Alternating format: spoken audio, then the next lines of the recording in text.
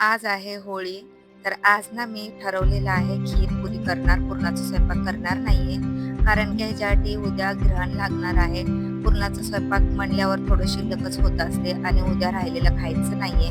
त्यामुळं म्हणलं, की आज आपण ना म्हणजे खीर आणि पुरी, काहीतरी भाजी असं वेगळंच काहीतरी बनवू. तर इथं बघा मस्त अशी मी पीठ मळून घेतलेलं आहे. इकडं दूध गरम व्हायला ठेवलेलं आहे आणि हे घरातलं तूप आहे. मी जे साळी जमा करून ठेवते ना, त्याचंच तूप बनवते.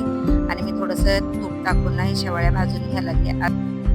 शेवाळे भाजून घेतल्यानंतर हे राहिलेलं बॉटलमध्ये भरून घेतलं आणि गरम दूध त्याच्यात टाकलं ना, ते एकदम अशी फुगून आलं ते म्हणजे वरती आलं.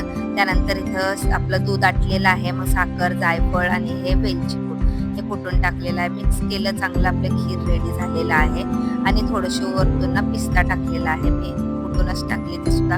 आणि हे माझी सोपी आयडिया बघा मी पुऱ्यात करायची. कारण की एक-एक आपण गोल-गोल पुऱ्या कवरकना म्हणजे लाटत बसणार आणि तळणार. त्यामुळे मी काय करते, मोठी एक पोळीच लाटते आणि त्याला कापून असे तळून टाकते. हे मला आयडिया सोपं वाटतं.